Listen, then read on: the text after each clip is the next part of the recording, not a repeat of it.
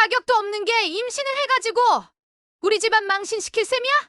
시어머니의 손이 임신 6개월 된 며느리의 머리채를 거칠게 움켜쥐었습니다.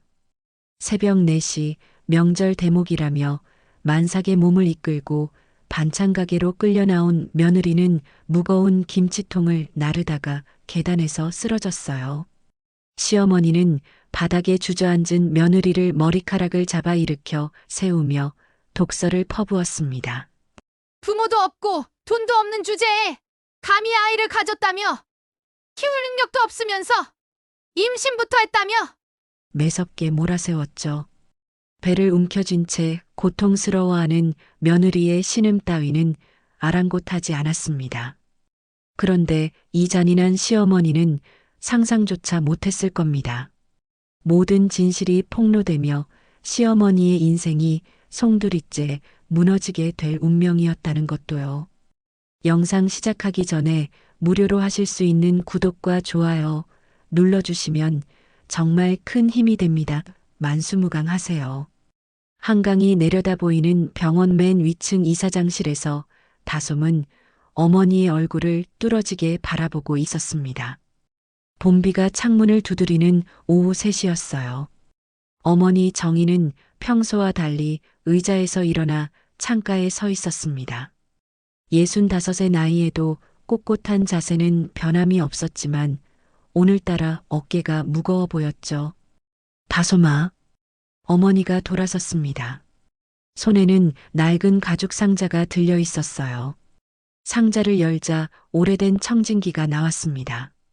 은빛이었을 금속 부분은 세월에 닳아 누렇게 변색되어 있었죠. 이게 뭐예요, 어머니? 내가 인턴 시절 처음 샀던 청진기야. 월급 절반을 주고 샀지. 정희가 청진기를 들어 올렸습니다. 환자 가슴에 대는 동그란 부분이 펜던트로 만들어져 있었어요. 가느다란 은체인이 달려서 목걸이처럼 걸 수 있었습니다. 33년 전 내가 태어났을 때 이걸로 내 심장 소리를 처음 들었어. 그때 생각했지. 이 아이가 커서 나처럼 병원을 운영한다면 과연 환자의 마음을 들을 수 있을까? 다솜은 어머니의 눈빛에서 평소와 다른 무언가를 느꼈습니다. 결연함과 안타까움이 뒤섞인 표정이었어요. 갑자기 왜 이런 말씀을? 너는 지금까지 윤다솜으로만 살았어. 한강의료재단 이사장의 딸, 의대 수석 졸업생, 최연소 부원장. 화려한 타이틀들이지. 하지만 다솜아, 내가 만나는 환자들은 어떤 삶을 살고 있니? 어머니의 목소리가 낮아졌습니다. 창밖으로 보이는 도심 풍경을 가리키며 말을 이었어요. 저 아래 사람들이 어떻게 아파하고 왜 병원을 두려워하는지 알아? 진료비 걱정에 밤잠을 설치는 사람들, 병가 하나 제대로 못 쓰는 직장인들. 내가 그들의 삶을 모르면서 어떻게 진짜 의료를 할 수 있겠니? 다솜은 입술을 깨물었습니다. 반박하고 싶었지만 할 말이 없었어요. 어머니 말이 맞았으니까요. 자신은 늘 유리창 너머에서 세상을 바라봤습니다. 안전하고 깨끗한 곳에서만 살았죠. 그래서 제안하는 거야. 3년만 내 이름을 버리고 살아봐. 네. 다솜의 눈이 휘둥그레졌습니다. 이름을 버린다는 게 무슨 말인지 당장은 이해되지 않았어요. 윤다솜이 아닌 완전히 다른 사람으로 살아보는 거야. 평범한 회사에 다니고 월급으로 생활하고 아무도 내가 누구인지 모르는 곳에서. 어머니, 그게 무슨. 3년이면 충분해. 진짜 삶이 뭔지, 사람들이 왜 아픈지 알게 될 거야. 그리고 그 경험이 너를 진짜 의사로, 진짜 경영자로 만들어줄 거야. 정희가 펜던트를 다솜의 손에 쥐어주었습니다. 차가운 금속의 감촉이 손바닥에 전해졌어요. 단 조건이 있어. 그 3년 동안 절대 정체를 밝히면 안 돼. 어떤 일이 있어도. 설령 내가 무시당하고 괴롭힘을 당해도 참아야 해. 다솜은 펜던트를 꽉 쥐었습니다. 두려움과 호기심이 동시에 밀려왔어요. 33년을 윤다솜으로 살아온 자신이 과연 다른 사람이 될 수 있을까요? 새 신분증은 준비해뒀어. 어머니가 서랍에서 봉투를 꺼냈습니다. 안에는 주민등록증과 여러 서류가 들어있었어요. 임다운, 29살, 지방대 경영학과 졸업, 부모님 사망. 내 새 이름이야. 임다운. 다솜은 낯선 이름을 소리내어 읽어봤습니다. 입에서 나오는 소리가 남의 것 같았어요. 일주일 후에 시작해. 강서구 외곽에 원룸을 구해뒀고 의료기기 하청업체에 계약직 자리도 마련했어. 월급은 180만 원이야. 180만 원. 다솜이 한 달에 쓰는 카드값의 10분의 1도 안 되는 금액이었습니다. 그 돈으로 어떻게 살아야 할지 막막했어요. 일주일 후 다솜은 작은 캐리어 하나만 들고 강서구의 허름한 원룸 앞에 서 있었습니다. 건물 외벽은 시멘트가 갈라져 있었고 철제 계단은 녹이 슬어 삐걱거렸어요. 반지하 원룸의 문을 열자 퀴퀴한 곰팡이 냄새가 코를 찔렀습니다.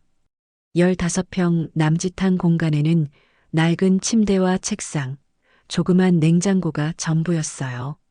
화장실은 변기와 샤워기가 붙어 있는 일체형이었고 부엌이라고 부르기엔 민망한 싱크대가 하나 있었죠.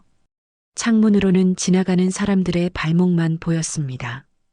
다솜은 캐리어를 내려놓고 침대에 앉았어요. 스프링이 심하게 삐걱거렸습니다.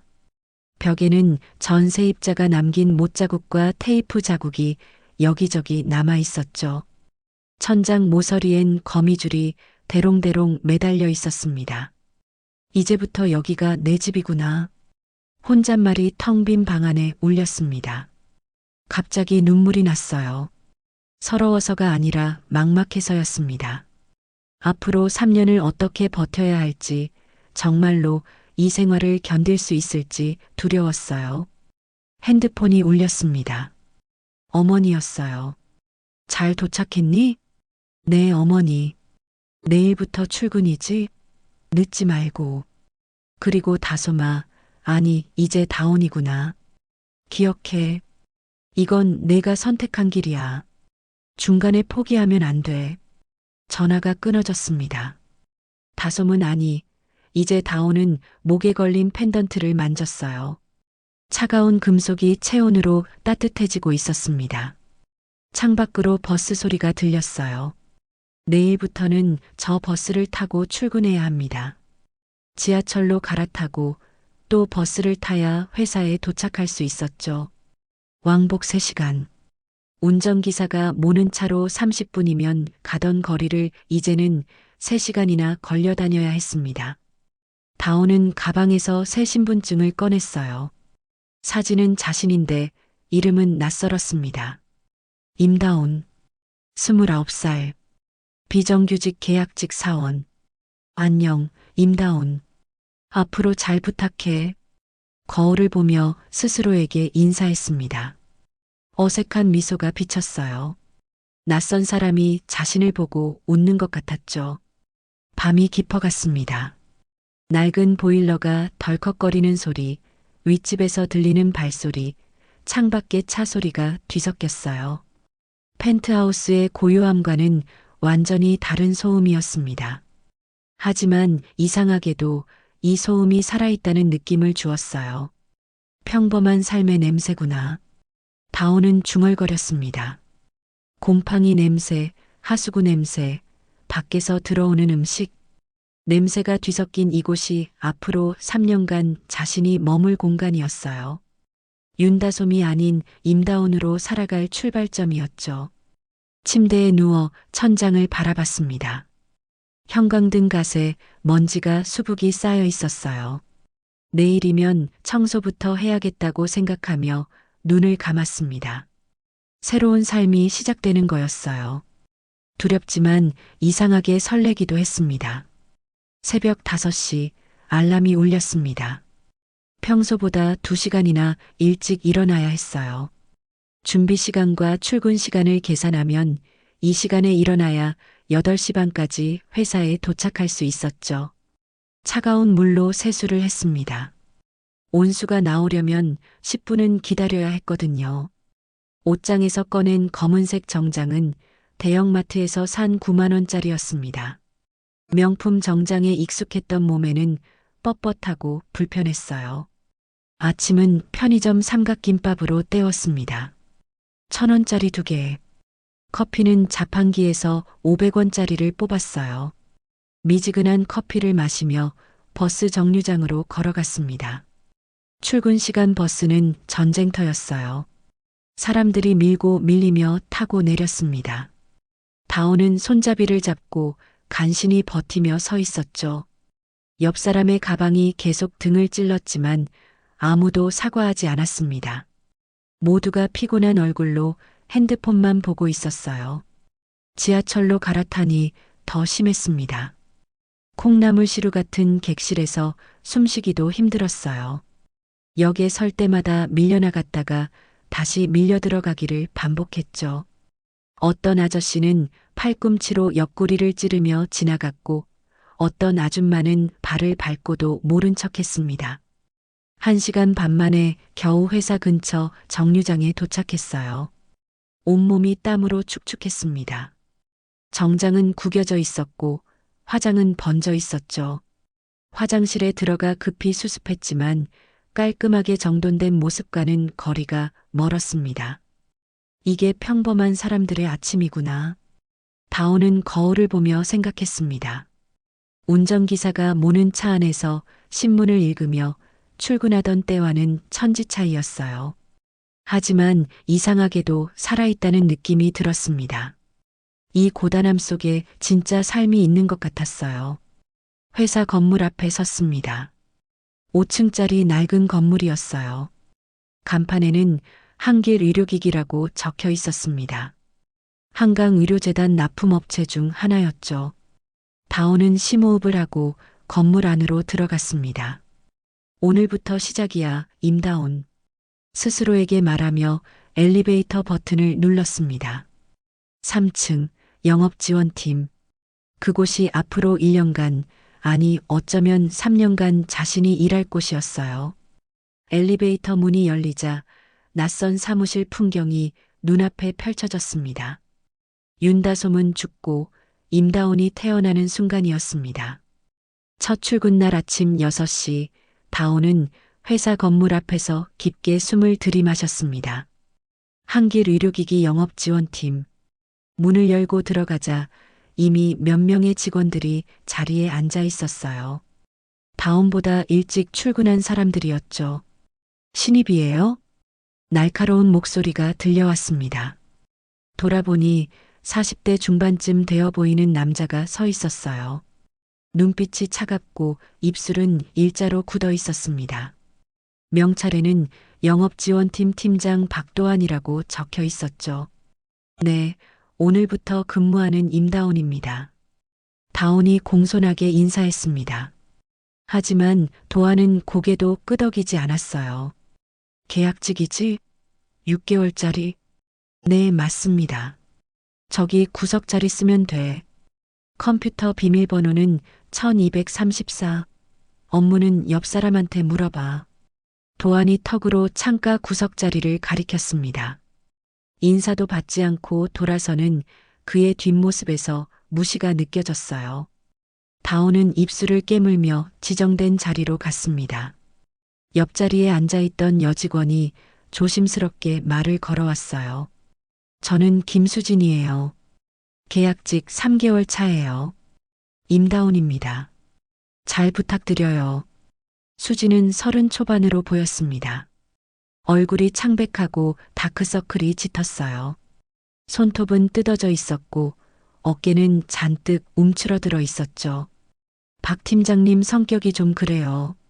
계약직한텐 특히 심하니까 조심하세요. 수진의 목소리는 떨렸습니다. 무서워하고 있다는 게 한눈에 보였어요. 오전 9시가 되자 도안이 큰 소리로 외쳤습니다. 야, 계약직들. 커피 타와. 다온과 수진, 그리고 또 다른 계약직 직원이 일어났습니다. 정규직 직원 12명분의 커피를 타야 했어요. 믹스커피를 일일이 타면서 다온은 손이 떨렸습니다. 의대를 수석으로 졸업한 자신이 지금 커피를 타고 있다니. 하지만 이것도 경험이라고 생각하며 참았어요. 임다온, 이거 뭐야? 도안이 커피를 한 모금 마시더니 종이컵을 책상에 내려쳤습니다. 커피가 튀어 서류가 젖었어요. 죄송합니다. 무엇이 문제인지. 미지근하잖아. 다시 타와. 도안의 목소리가 사무실에 울려 퍼졌습니다. 모든 직원들이 다온을 쳐다봤어요. 수치심이 밀려왔습니다. 얼굴이 빨갛게 달아올랐죠. 다온은 고개를 숙이고 다시 탕비실로 갔습니다. 점심시간이 되었습니다. 정규직들은 삼삼오오 모여 밖으로 나갔어요. 하지만 계약직들은 자리를 지켜야 했습니다. 우리는 교대로 먹어야 해요. 전화 받을 사람이 있어야 하거든요. 수진이 김밥 하나를 꺼내며 설명했습니다. 편의점 김밥이었어요. 점심시간인데도요? 계약직은 그래요. 익숙해지실 거예요. 다온은 할 말을 잃었습니다. 노동법 위반이 명백했지만 아무도 문제 삼지 않는 것 같았어요. 모두가 체념한 표정이었죠. 오후 3시 도안이 다온을 불렀습니다. 너 강서병원 현장 점검 다녀와. 의료기기 설치 상태 확인하고 사진 찍어와. 네, 알겠습니다. 1시간 안에 다녀와야 돼. 늦으면 야근이야. 강서병원까지는 대중교통으로 최소 1시간 반이 걸렸습니다. 왕복하면 3시간이었죠. 도안도 그걸 알면서 일부러 시킨 것 같았어요. 다온은 택시를 잡았습니다. 자비로 택시비를 내야 했지만 어쩔 수 없었어요. 병원에 도착해서 급하게 사진을 찍고 있는데 누군가 말을 걸어왔습니다. 도움이 필요하신가요? 돌아보니 작업복을 입은 남자가 서 있었어요. 30대 초반으로 보였고 얼굴에는 땀이 송글송글 맺혀 있었습니다. 명찰에는 대한건설 안전설계팀 강민수라고 적혀 있었죠. 의료기기 설치 상태를 확인하러 왔는데 어디서부터 봐야 할지 모르겠어요. 다온이 솔직하게 말했습니다. 민수는 부드럽게 웃었어요. 제가 이 현장 담당이에요. 안내해 드릴게요. 민수는 친절하게 각 층을 안내하며 설명해 줬습니다.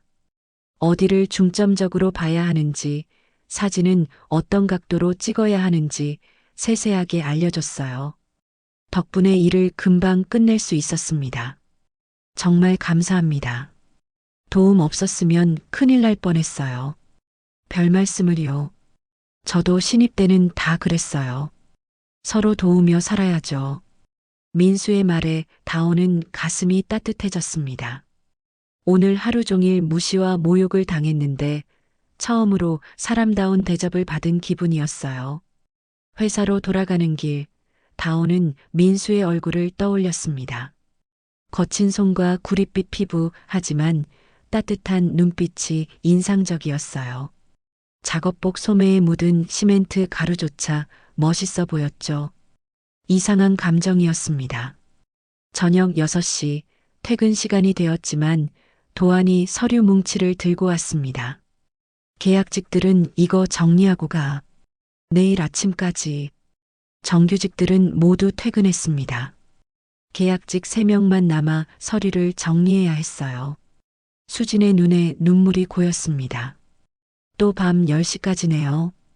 애가 집에서 기다리는데. 수진에게는 6살 딸이 있었습니다. 남편과 이혼하고 혼자 키운다고 했죠. 하지만 야근 수당은 없었습니다. 계약직이라는 이유로요. 다온은 분노가 치밀어 올랐습니다.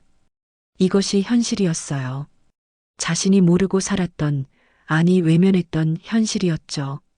병원을 운영하면서도 이런 하청업체 직원들의 삶은 전혀 몰랐습니다.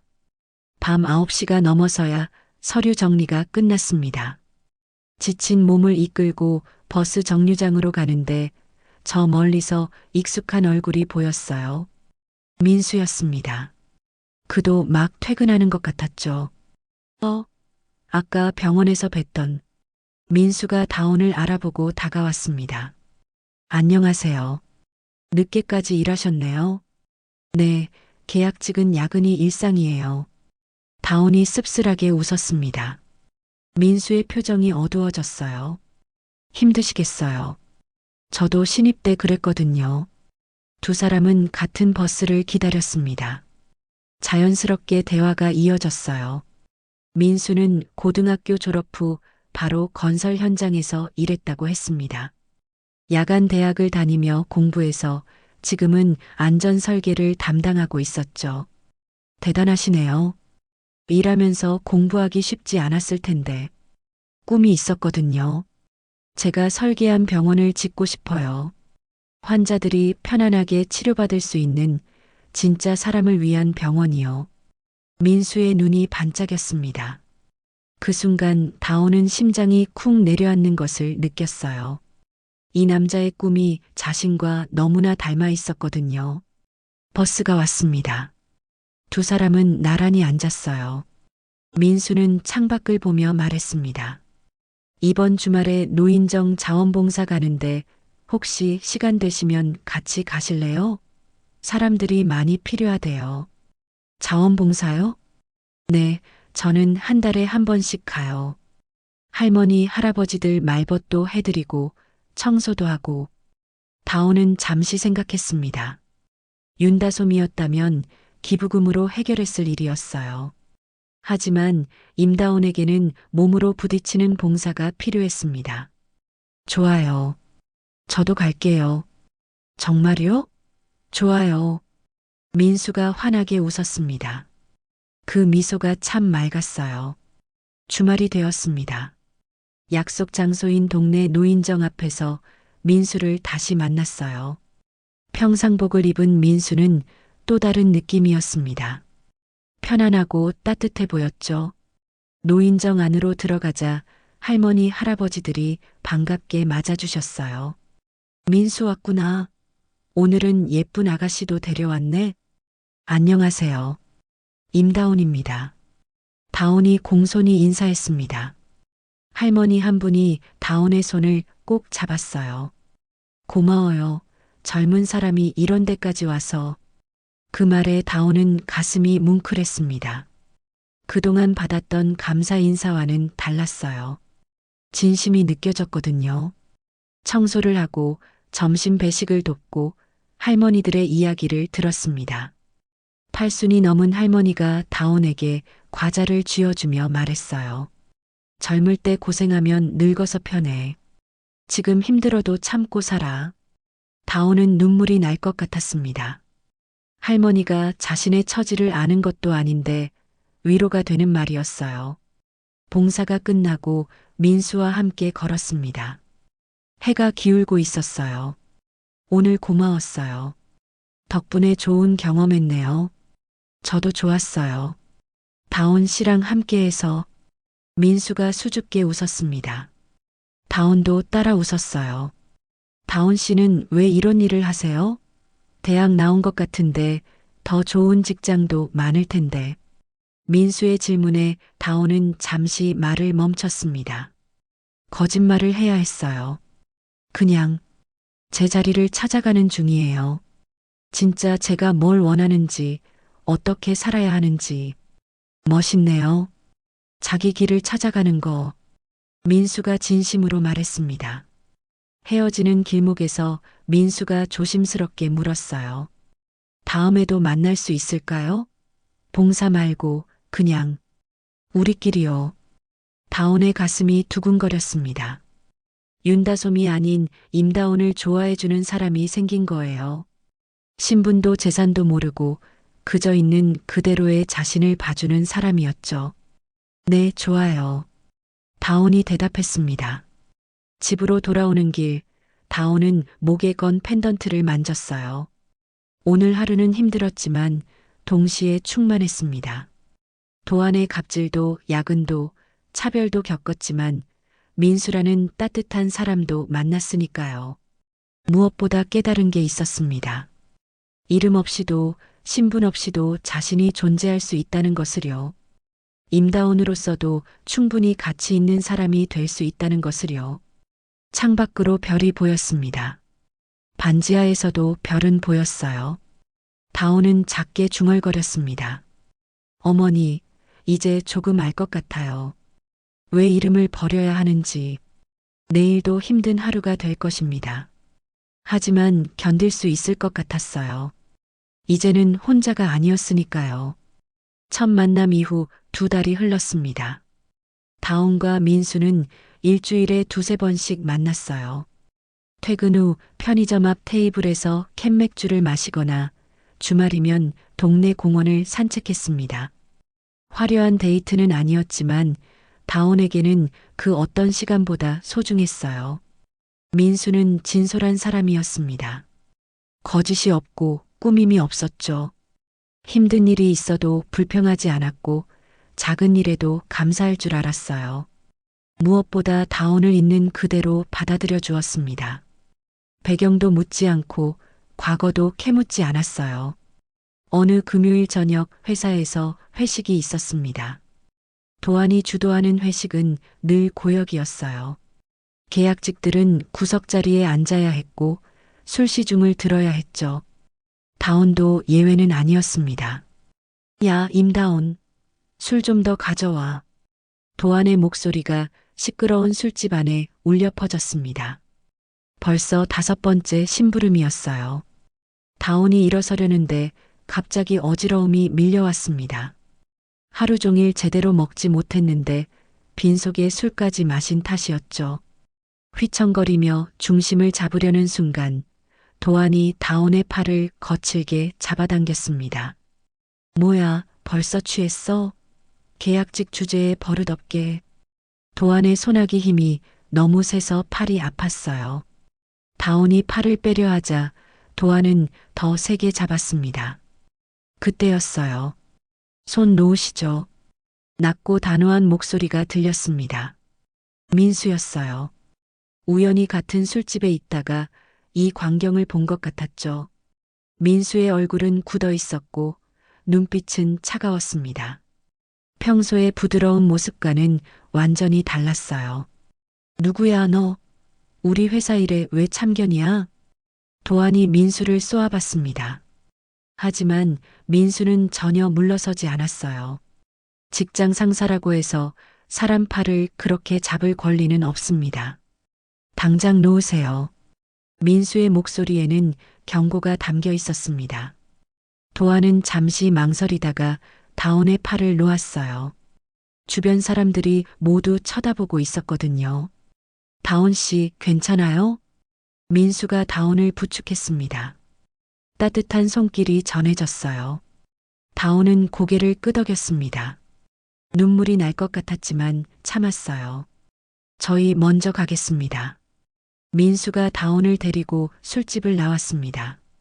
밖으로 나오자 시원한 바람이 불었어요. 다온은 그제야 숨을 제대로 쉴 수 있었습니다. 정말 괜찮아요? 팔 좀 보여주세요. 민수가 조심스럽게 다온의 팔을 살펴봤습니다. 도안이 잡았던 자리에 붉은 자국이 선명했어요. 이런, 병원 가야 하는 거 아니에요? 괜찮아요. 금방 나을 거예요. 다온이 팔을 감추며 말했습니다. 민수의 얼굴에 분노가 스쳤어요. 그 사람 항상 그래요? 신고해야 하는 거 아니에요? 계약직이 무슨 힘이 있겠어요. 참는 수밖에. 다온의 말에 민수는 입술을 꽉 깨물었습니다. 주먹을 쥔 그의 손에 핏줄이 섰어요. 그래도 이건 아니잖아요. 사람을 사람으로 대해야지. 민수가 다온의 손을 잡았습니다. 굳은 살이 박인 거친 손이었지만 따뜻했어요. 제가 늘 곁에 있을게요. 다시는 이런 일 없도록. 그 말에 다온은 더 이상 참을 수 없었습니다. 눈물이 주르륵 흘러내렸어요. 민수는 아무 말 없이 다온을 안아주었습니다. 넓은 가슴에 얼굴을 묻고 다온은 소리 없이 울었어요. 한참을 울고 나니 마음이 가벼워졌습니다. 민수가 손수건을 꺼내 다온의 눈물을 닦아주었어요. 배고프지 않아요? 뭐 좀 먹으러 갈까요? 네, 좋아요. 두 사람은 근처 분식집으로 갔습니다. 떡볶이와 순대, 그리고 어묵 한 그릇을 시켰어요. 뜨끈한 어묵 국물이 속을 달래주었습니다. 민수 씨는 왜 거기 있었어요? 동료들이랑 회식했어요. 막 끝나고 나오는데 다온 씨가 보여서 민수가 쑥스럽게 웃었습니다. 다행이에요. 민수 씨가 와주지 않았으면 큰일 날 뻔했어요. 앞으로는 회식 있을 때 미리 말해주세요. 근처에서 대기하고 있을게요. 민수의 말에 다온은 가슴이 따뜻해졌습니다. 자신을 지켜주겠다는 그 마음이 너무 고마웠어요. 식사를 마치고 한강으로 갔습니다. 밤 10시가 넘었지만 한강공원에는 사람들이 많았어요. 두 사람은 벤치에 앉아 강물을 바라봤습니다. 불빛이 반짝이는 강물이 아름다웠죠. 다온 씨, 저 할 말이 있어요. 민수가 다온을 돌아봤습니다. 달빛 아래 그의 얼굴이 진지했어요. 언젠가 제가 제 꿈 이야기했잖아요. 제 어머니가 병원에서 오래 투병하셨거든요. 병실이 너무 좁고 답답해서 힘들어 하셨어요. 그때부터 환자와 가족이 편안한 공간을 만들고 싶다고 생각했어요. 네, 기억해요. 지금은 안전 설계만 하지만 언젠가는 사람을 위한 공간을 설계하고 싶어요. 병원이든 학교든 집이든 그곳에 있는 사람들이 행복할 수 있는 공간이요. 다온 씨와 함께 그런 미래를 만들고 싶어요. 민수의 눈이 반짝였습니다. 미래를 그리는 그의 모습이 아름다웠어요. 다온은 가슴이 먹먹해졌습니다. 민수는 모르고 있었죠. 다온이 이미 병원을 운영할 사람이라는 것을요. 그리고 한 가지 더요. 민수가 다온의 손을 잡았습니다. 떨리는 손이었어요. 저 다온 씨를 정말 좋아해요. 처음 봤을 때부터 계속 생각났어요. 다온 씨랑 있으면 마음이 편하고 하루 종일 같이 있고 싶어요. 고백이었습니다. 진심이 담긴 고백이었어요. 다온의 눈에 눈물이 고였습니다. 저도요. 저도 민수 씨가 좋아요. 다온이 대답했습니다. 거짓말이 아니었어요. 정말로 민수를 좋아했습니다. 신분을 숨기고 있다는 죄책감은 있었지만 이 마음만은 진짜였어요. 민수가 다온을 끌어안았습니다. 강한 팔이 다온을 감쌌어요. 다온도 민수를 꼭 안았습니다. 심장 소리가 서로에게 전해졌죠. 아, 이거 특이한 펜던트네요. 민수가 다온의 목걸이를 가리켰습니다. 어머니가 주신 거예요. 부적 같은 거라고 하셨어요. 다온이 펜던트를 만지며 말했습니다. 소중한 물건이겠네요. 네, 제일 소중한 거예요. 힘들 때마다 이걸 만지면서 버텨요. 민수가 고개를 끄덕였습니다. 저도 그런 게 있어요. 고등학교 때부터 쓰는 만년필이요. 처음 월급 받아서 산 거거든요. 힘들 때마다 그걸로 일기를 써요. 두 사람은 서로를 바라보며 미소 지었습니다. 각자의 방식으로 소중한 것을 지키며 살아가고 있었어요. 민수 씨는 앞으로 어떤 일을 하고 싶어요? 지금보다 더 큰 프로젝트를 맡고 싶어요. 안전 설계도 좋지만 전체 설계에도 참여하고 싶거든요. 특히 사람들이 편안하게 느낄 수 있는 공간을 만들고 싶어요. 민수의 눈이 반짝였습니다. 미래를 그리는 그의 모습이 진지했어요. 두 사람은 한참 동안 벤치에 앉아 있었습니다. 강물은 조용히 흐르고 바람은 시원하게 불었어요. 다온은 민수의 어깨에 살짝 기댔습니다. 든든하고 따뜻한 어깨였어요.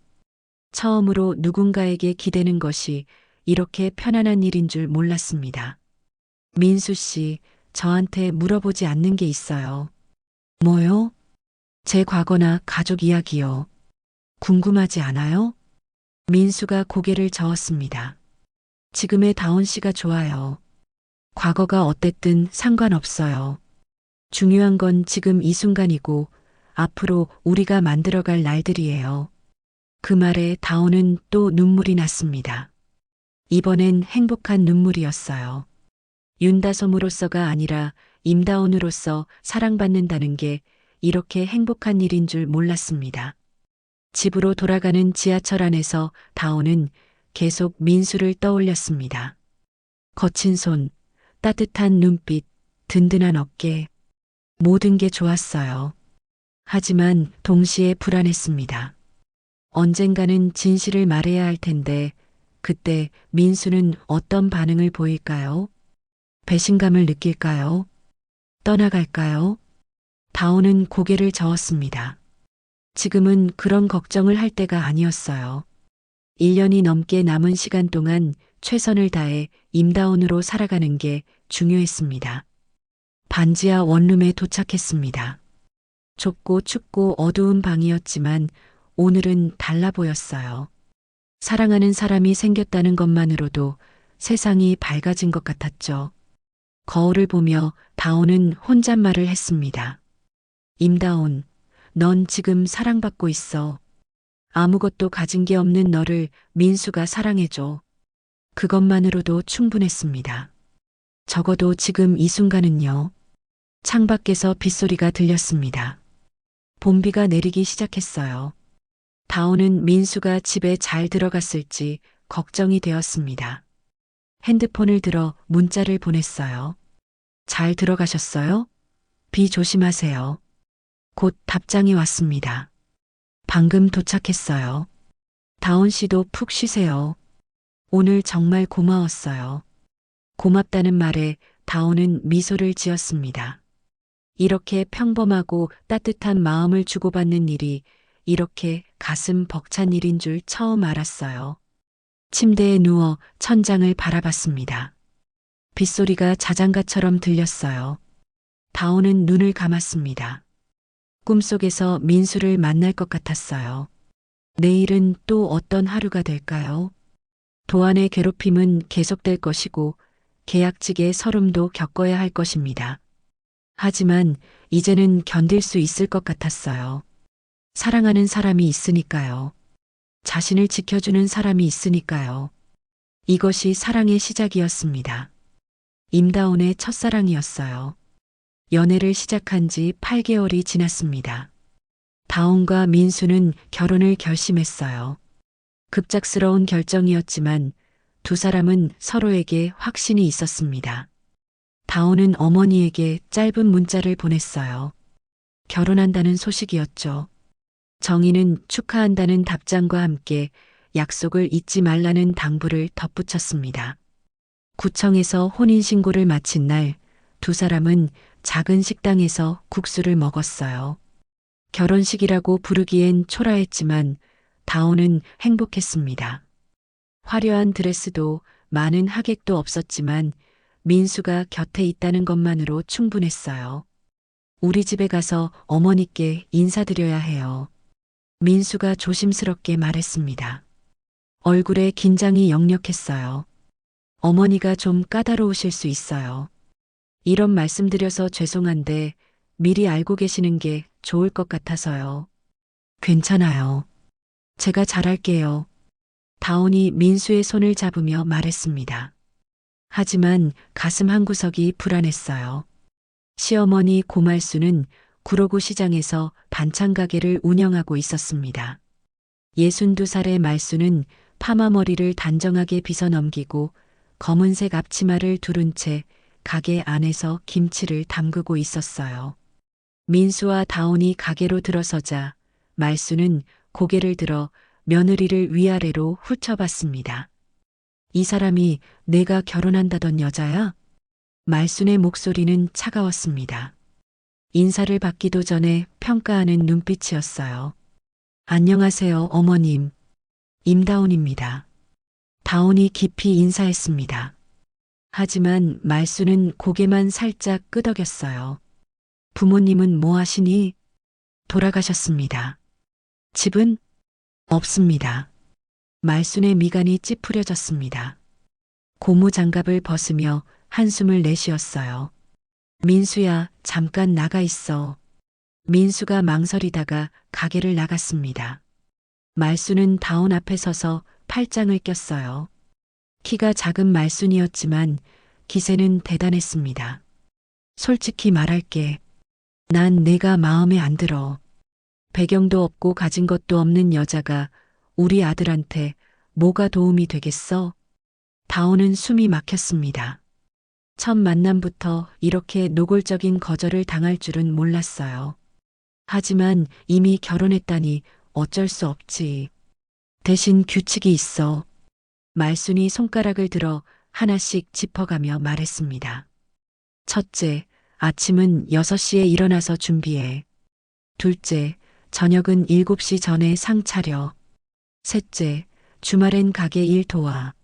넷째, 내 허락 없이 친정 가지 마. 아, 너는 친정이 없구나. 마지막 말에는 비꼬는 듯한 어조가 섞여 있었어요. 다온은 입술을 깨물며 참았습니다. 알겠습니다, 어머님. 그리고 애는 빨리 낳아. 민수가 32인데 언제까지 기다리겠어. 말순이 다시 고무장갑을 끼며 김치통으로 돌아갔습니다. 더 이상 대화할 생각이 없다는 뜻이었어요. 신혼집은 시장 근처 다세대 주택 2층이었습니다.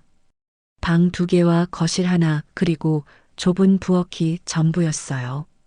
벽지는 누렇게 변색되어 있었고 장판은 여기저기 들떠 있었습니다. 하지만 다온은 불평하지 않았어요. 민수와 함께라면 어디든 괜찮았으니까요.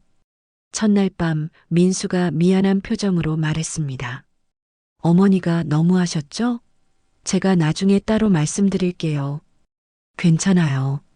시간이 지나면 나아지겠죠. 다온이 웃으며 말했지만 마음은 무거웠습니다.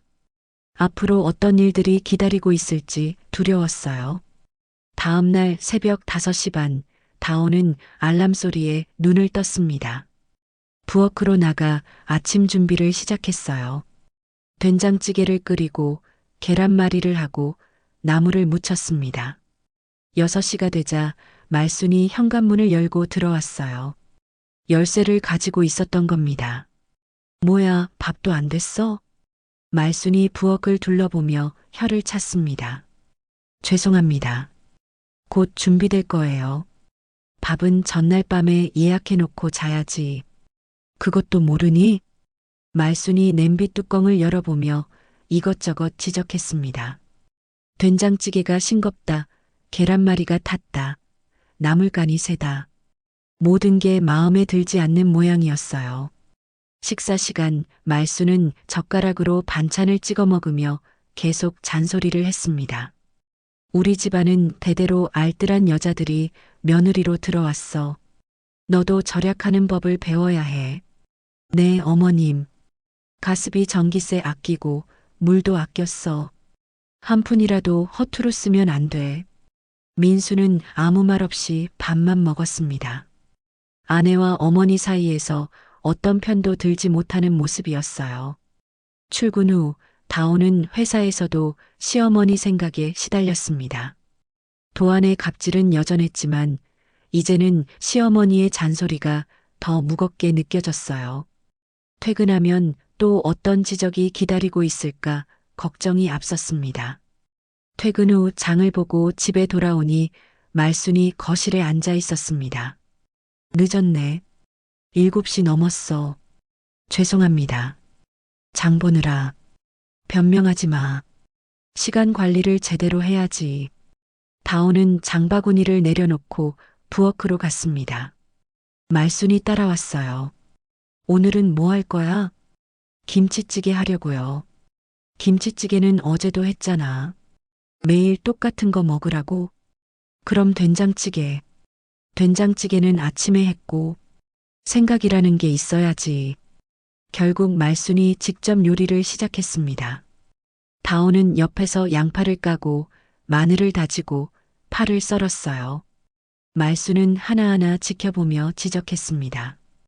양파는 더 얇게 썰어. 마늘은 너무 곱게 다지지 마. 파는 어슷 썰기로 해. 다온의 손이 떨렸습니다. 칼을 잡은 손에 힘이 들어갔어요. 그때 칼날이 손가락을 스쳤습니다. 아, 피가 나기 시작했습니다. 말순이 혀를 찼어요. 조심성이 없어서 그래. 밴드 붙이고 와. 동정이나 걱정의 말은 없었습니다. 다온은 피가 나는 손가락을 감싸쥐고 화장실로 갔어요. 거울에 비친 자신의 얼굴이 초췌해 보였습니다. 눈물이 날 것 같았지만 참았어요. 저녁 식사 후 설거지를 하고 있는데 민수가 다가왔습니다. 손가락 괜찮아요? 네, 별거 아니에요. 민수가 다온의 손을 잡아 살펴봤습니다. 밴드 사이로 피가 배어 나왔어요. 미안해요. 제가 어머니께 말씀드릴게요. 너무 심하신 것 같아요. 아니에요. 제가 서툴러서 그래요. 시간이 지나면 나아질 거예요. 다온이 억지로 웃었습니다. 하지만 민수는 그 웃음 뒤에 숨은 눈물을 보지 못했어요. 주말이 되었습니다. 말순의 지시대로 다온은 새벽부터 일어나 반찬 가게로 갔어요. 가게는 새벽 5시에 문을 열었습니다. 김치를 포장하고 나물을 다듬고 손님을 응대했어요. 쉴 새 없이 움직였지만 말순은 만족하지 않았습니다. 손님한테 더 친절하게 해. 장사하는 사람이 무뚝뚝하면 어떡해. 더 빨리 움직여. 손님 기다리잖아. 김치 포장이 그게 뭐야. 다시 해. 끊임없는 지적에 다온은 지쳐갔습니다. 발은 부어올랐고 허리는 아팠어요. 손은 김치 양념에 절여져 따가웠습니다. 점심시간 잠깐 앉아 김밥 하나를 먹고 있는데 말순이 다가왔어요. 젊은 사람이 벌써 힘들어해? 나는 내 나이 때 애들 키우면서 장사했어. 죄송합니다. 죄송하다는 말만 하지 말고 제대로 해.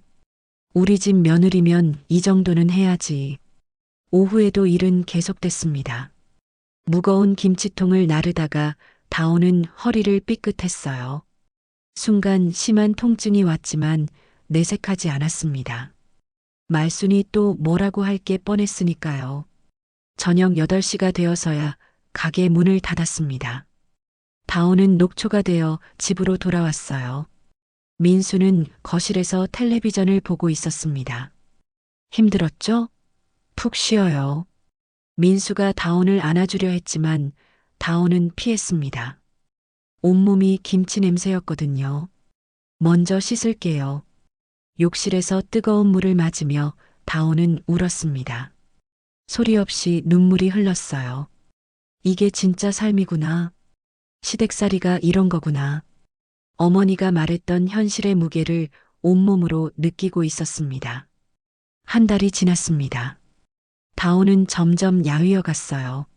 아침마다 구토감이 났고 밥맛이 없었습니다. 하지만 말순 앞에서는 티를 내지 않았어요. 약한 모습을 보이면 더 무시당할 것 같았거든요. 어느 날 저녁 말순이 또 잔소리를 시작했습니다. 너 살림하는 솜씨가 영 늘지 않네. 시집 온 지 한 달이 넘었는데. 그 말에 다온은 더 이상 참을 수 없었습니다. 숟가락을 내려놓고 말순을 바라봤어요. 어머님, 저도 노력하고 있어요. 조금만 시간을 주세요. 말순의 눈이 커졌습니다. 며느리가 대답을 한 게 의외였던 모양이었어요. 뭐, 지금 나한테 대든 거야? 대드는 게 아니라 버릇없이 어디서 말대답이야. 말순이 소리를 질렀습니다. 민수가 놀라 일어섰어요. 어머니, 다온이가 잘못한 게 아니에요. 너는 가만히 있어. 내 아내 교육은 내가 시킬 거야. 분위기가 험악해졌습니다. 다온은 자리에서 일어났어요. 죄송합니다. 제가 나가 있을게요. 다온이 현관으로 향했습니다. 뒤에서 말순의 목소리가 들렸어요. 저것 봐. 성질도 더러워. 뭐 저렇게 예민해? 밖으로 나온 다온은 골목길을 걸었습니다. 차가운 밤 공기가 얼굴을 스쳤어요. 이렇게 사는 게 맞는 걸까? 3년을 버틸 수 있을까? 의문이 들기 시작했습니다. 결혼한 지 3개월째 되던 어느 아침, 다온은 화장실에서 무릎을 꿇고 있었습니다. 변기를 붙잡고 구역질을 했지만 나오는 건 없었어요. 공복에 울렁거리는 속이 뒤집어질 것 같았습니다. 이미 일주일째 같은 증상이 반복되고 있었죠.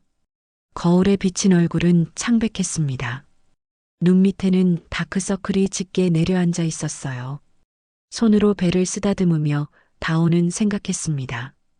설마 하는 예감이 들었지만 확신할 수는 없었어요. 그날 점심시간 다온은 회사 근처 약국으로 갔습니다. 임신 테스트기를 사러 간 거였어요. 약사에게 작은 목소리로 물건을 달라고 했습니다. 검은 봉투에 담긴 테스트기를 가방 깊숙이 넣고 회사로 돌아왔죠. 화장실 칸막이 안에서 다온은 떨리는 손으로 테스트를 했습니다. 3분이 영원처럼 느껴졌어요. 시계를 보며 초를 세다가 마침내 결과를 확인했습니다. 2줄이었습니다. 선명한 빨간 2줄이 나타나 있었어요. 다온은 입을 막고 흐느꼈습니다. 기쁨과 두려움이 동시에 밀려왔어요. 아기가 생겼다는 사실이 믿기지 않았습니다.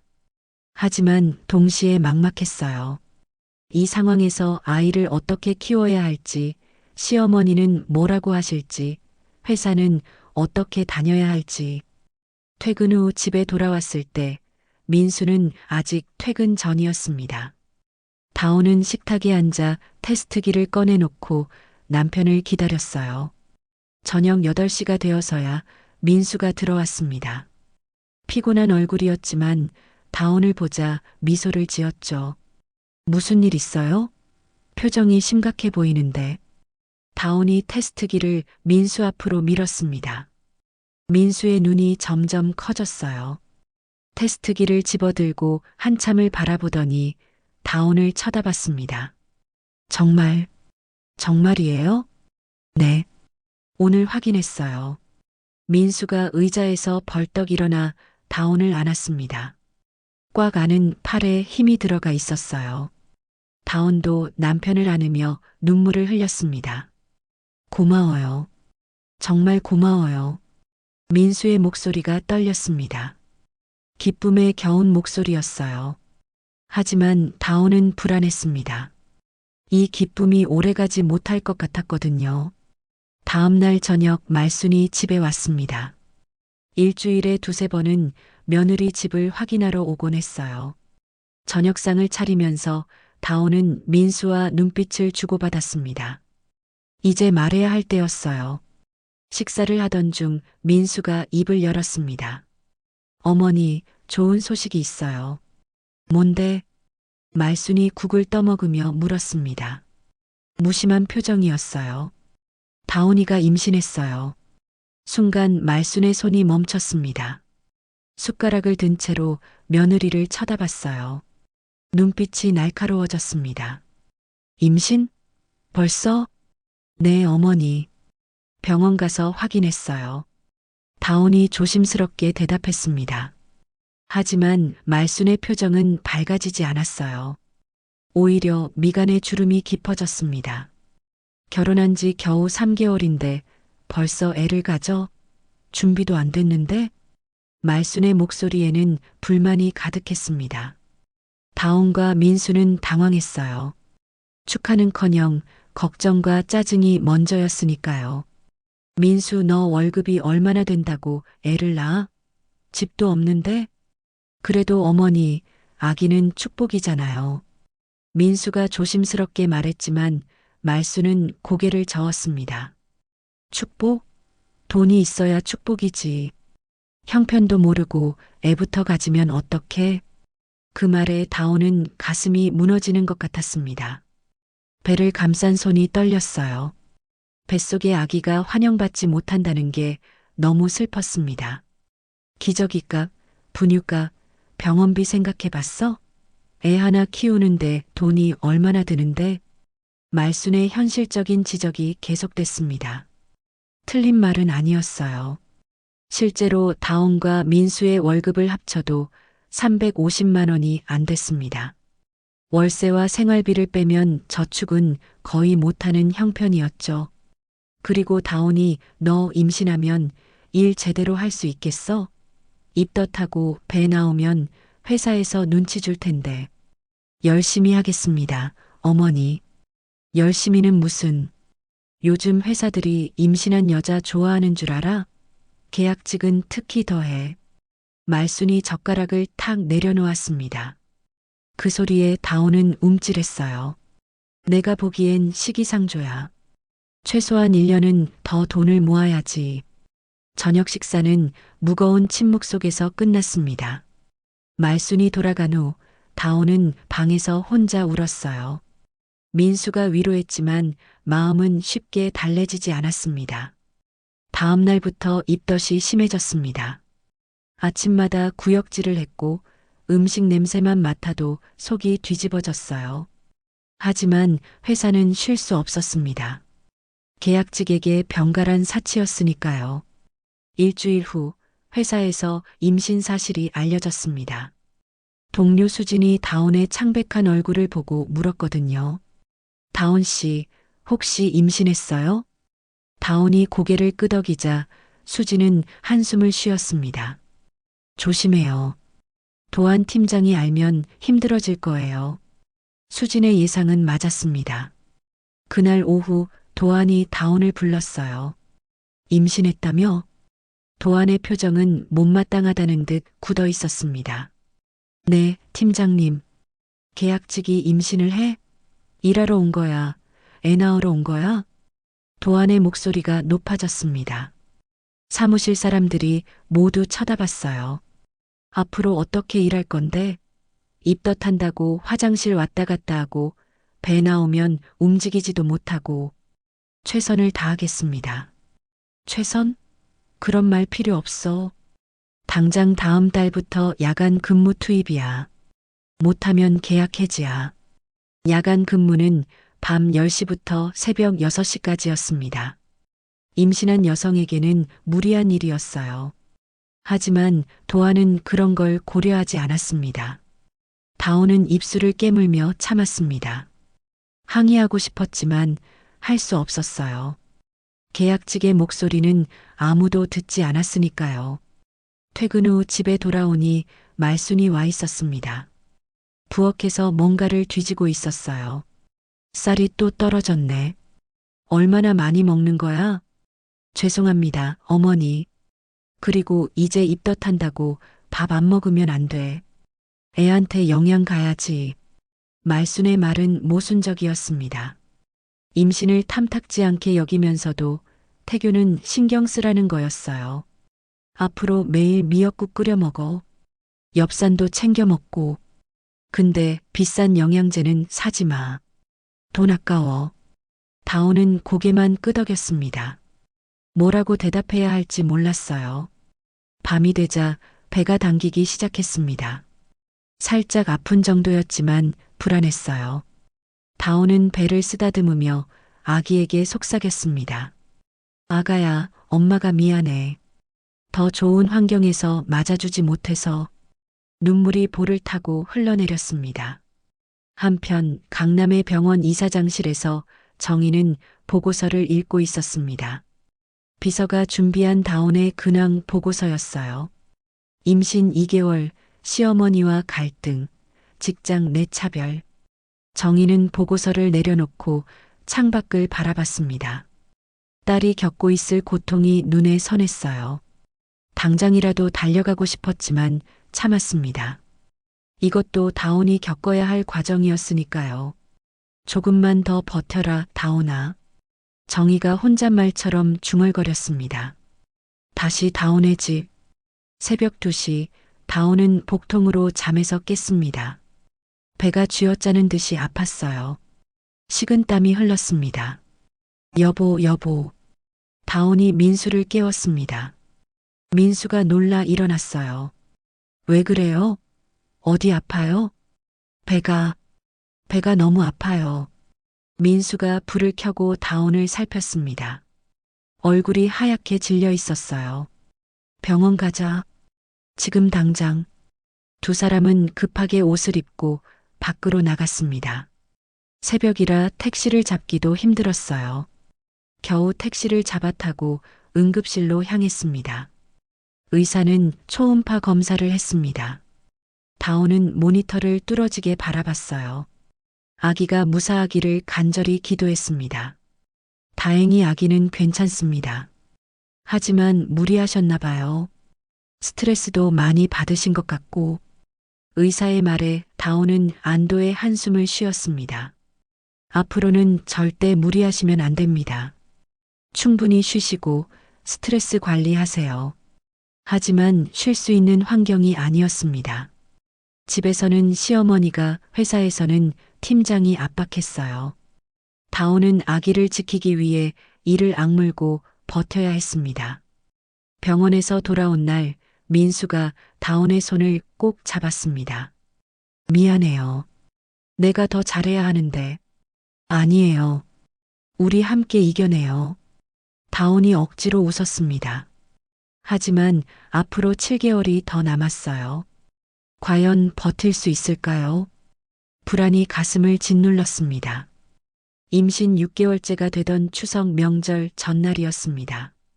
새벽 4시 다온은 시어머니의 전화 소리에 눈을 떴어요. 배가 많이 불러온 상태라 몸을 일으키는 것도 힘들었습니다. 지금 가게로 나와.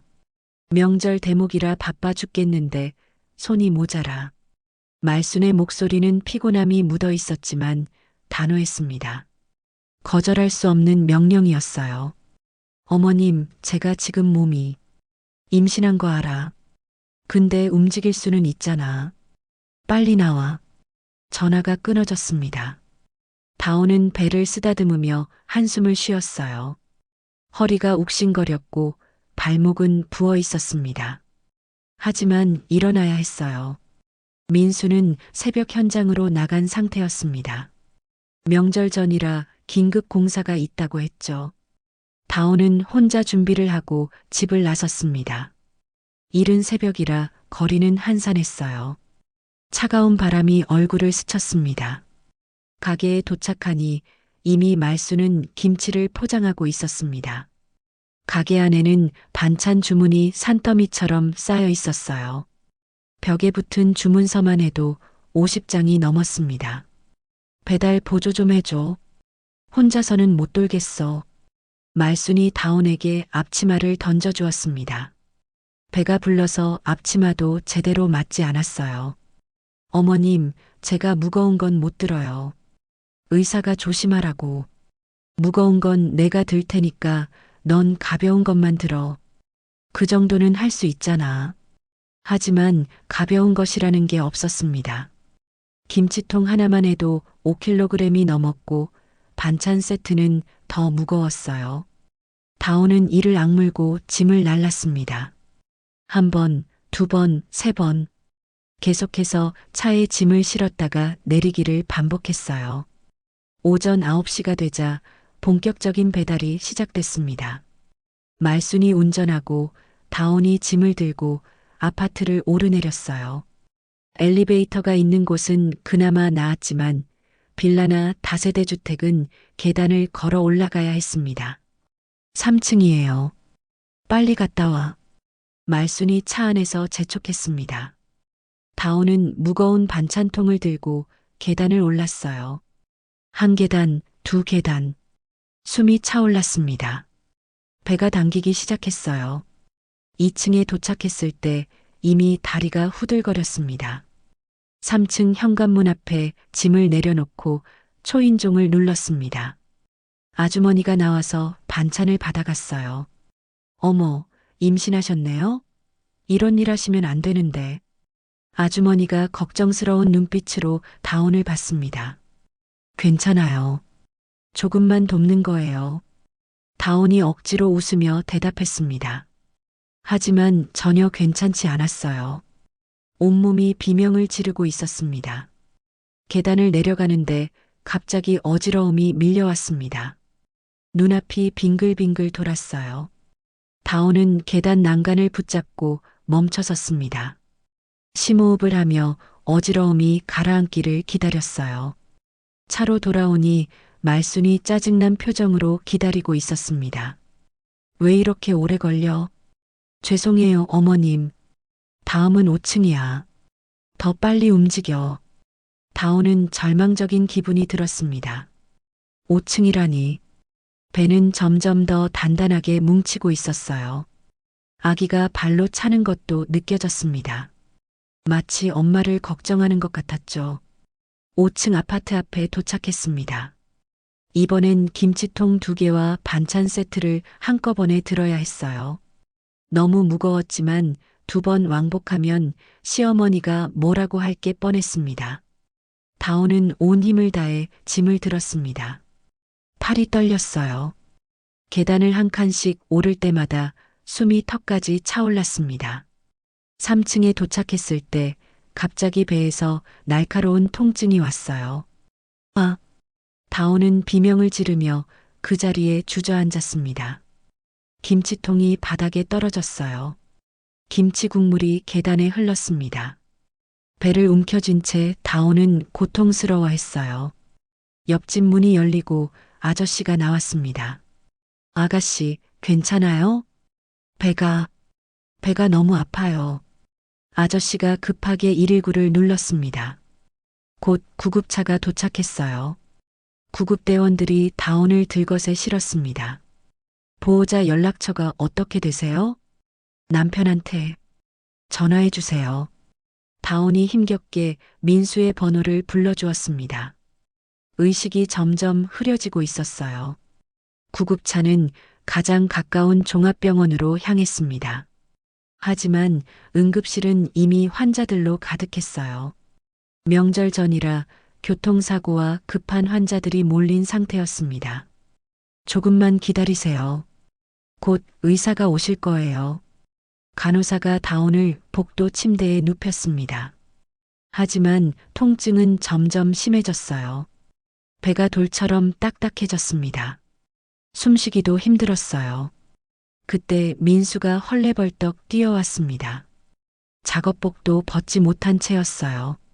얼굴에는 시멘트 가루가 묻어 있었습니다. 다온 씨, 정신 차려요.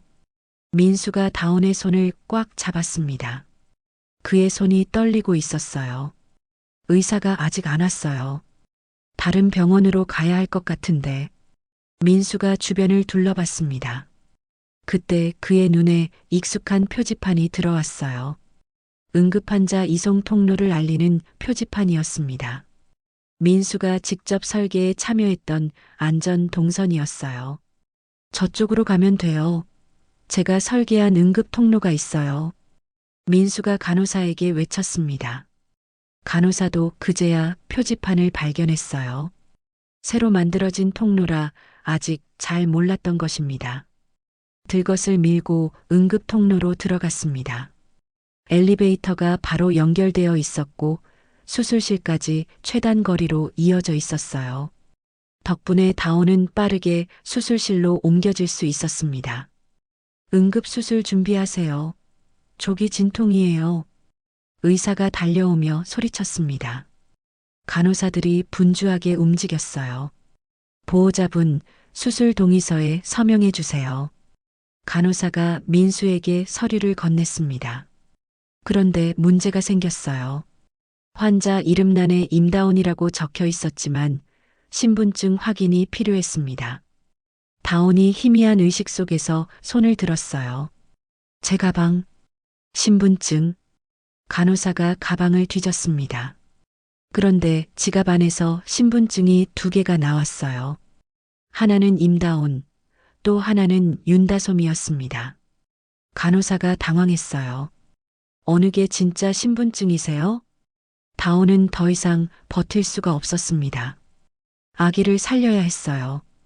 그것보다 중요한 건 없었습니다. 윤다솜, 그게 진짜예요. 다온이 힘겹게 말했습니다. 민수의 눈이 커졌어요. 하지만 지금은 물어볼 때가 아니었습니다. 빨리 수술 시작하세요. 의사가 재촉했습니다. 다온은 수술실로 들어가기 전 민수의 손을 잡았어요. 미안해요. 나중에 다 설명할게요. 그리고 의식을 잃었습니다. 수술실 문이 닫혔습니다. 민수는 복도에 주저앉았어요. 머릿속이 하얘졌습니다. 아내가 위험한 상황인데 동시에 아내의 정체가 무엇인지 혼란스러웠어요. 한편 병원 전산실에서는 윤다솜이라는 이름이 입력되자마자 경고음이 울렸습니다. VIP 환자 명단에 있는 이름이었어요. 한강의료재단 이사장의 딸이었던 것입니다. 간호사가 급하게 원무과에 보고했고 곧 병원장에게까지 전달됐습니다. 병원이 발칵 뒤집혔어요. 윤다솜 씨가 왜 임다운이라는 가명을 쓰고 있었지? 지금 그게 중요한가? 일단 최고 의료진을 투입해. 수술실에서는 의사들이 사투를 벌이고 있었습니다. 아기는 겨우 6개월이었어요. 너무 이른 시기였습니다. 하지만 산모의 상태가 위험해서 아기를 꺼내야 했어요. 2시간이 지났습니다. 마침내 수술실 문이 열렸어요. 의사가 지친 얼굴로 나왔습니다. 산모와 아기 모두 안전합니다. 하지만 아기는 인큐베이터에서 집중 치료를 받아야 해요. 민수는 그 자리에서 무릎을 꿇었습니다. 안도와 감사의 눈물이 쏟아졌어요. 병실로 옮겨진 다온은 여전히 의식이 없었습니다. 창백한 얼굴로 누워있는 아내를 보며 민수는 복잡한 심정이었어요. 도대체 다온이 누구인지, 왜 신분을 숨겼는지, 앞으로 어떻게 해야 하는지 모든 게 혼란스러웠습니다. 하지만 한 가지는 확실했어요. 아내와 아기가 살아있다는 것, 그것만으로도 감사했습니다. 다온이 의식을 회복한 것은 수술 후 이틀째 되는 날 오후였습니다. 눈을 뜨자 하얀 천장이 보였어요. 병실 특유의 소독약 냄새가 코를 찔렀습니다. 고개를 돌리니 민수가 의자에 앉아 잠들어 있었어요.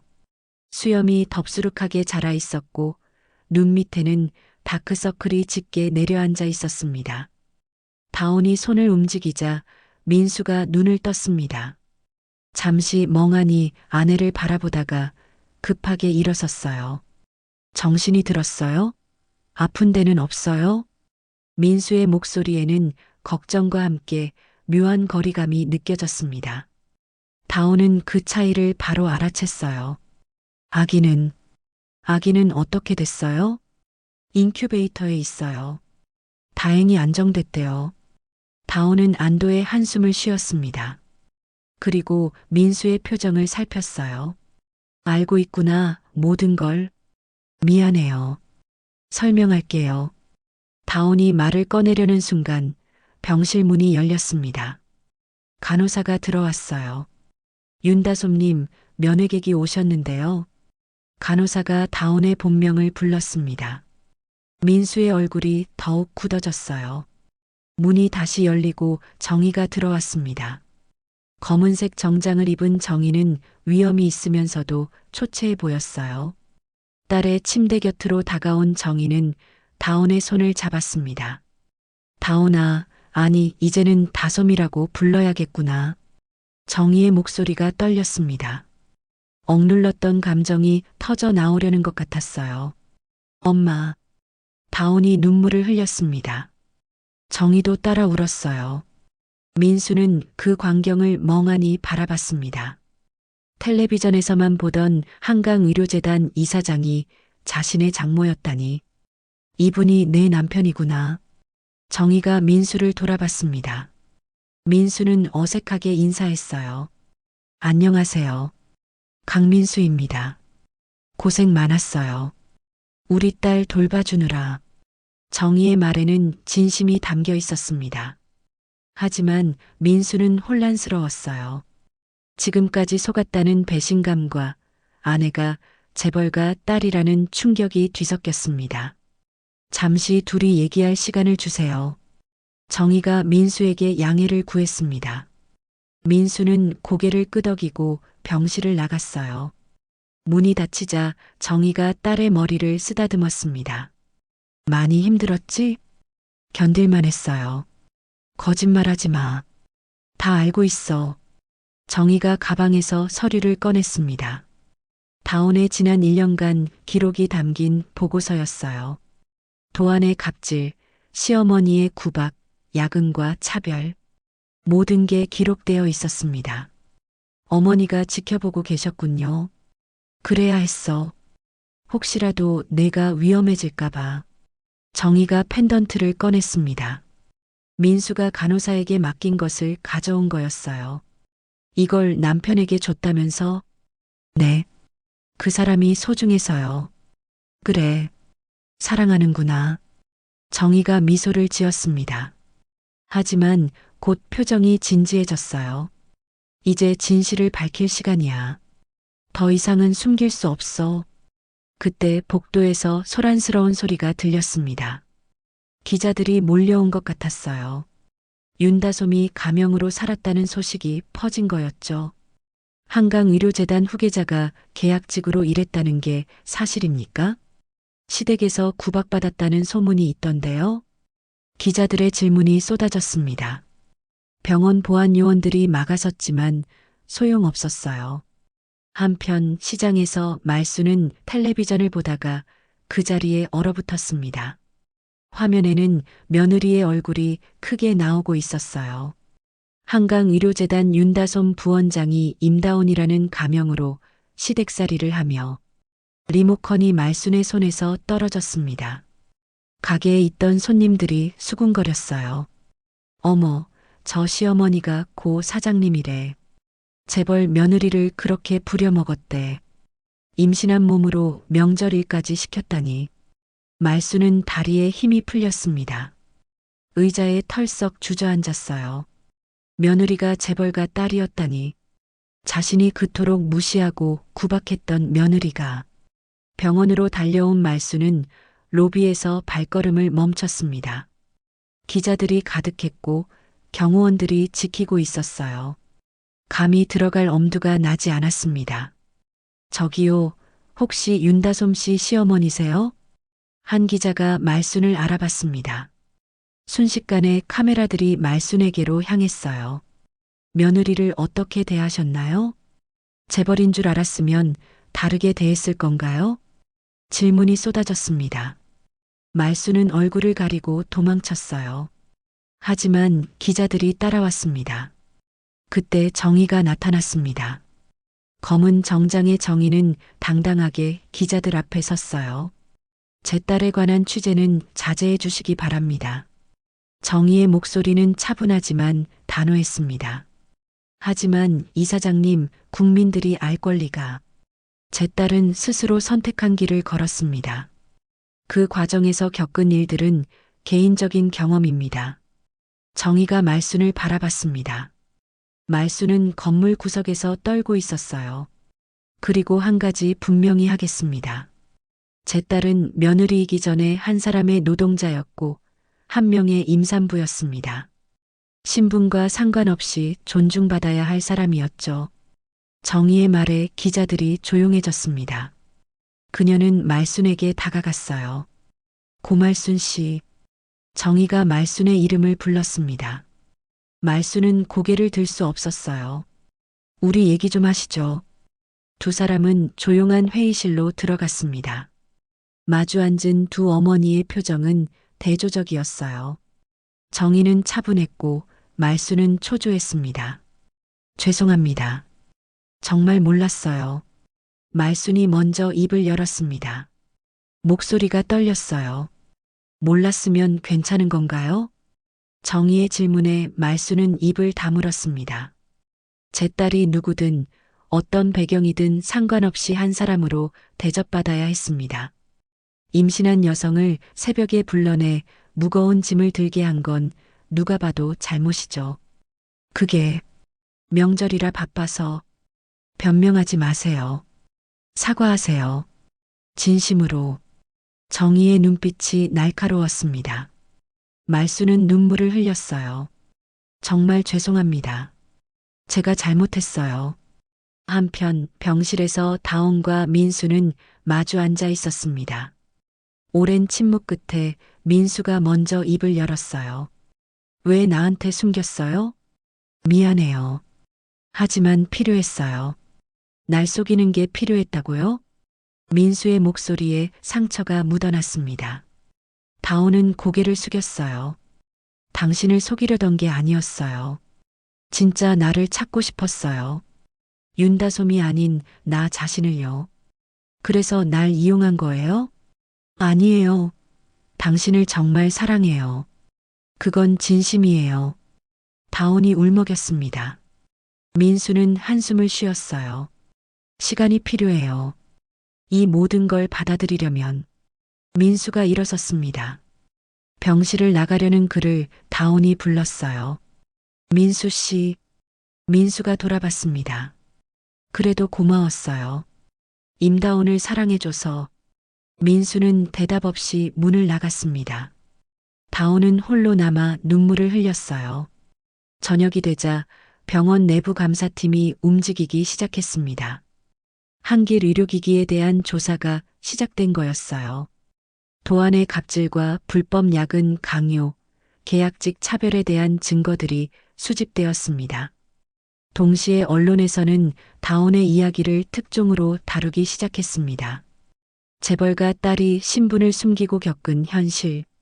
그것은 많은 사람들에게 충격을 주었어요. 말순의 가게는 문을 닫았습니다. 손님들의 시선을 견딜 수 없었거든요. 집에 돌아온 말순은 아들에게 전화했습니다.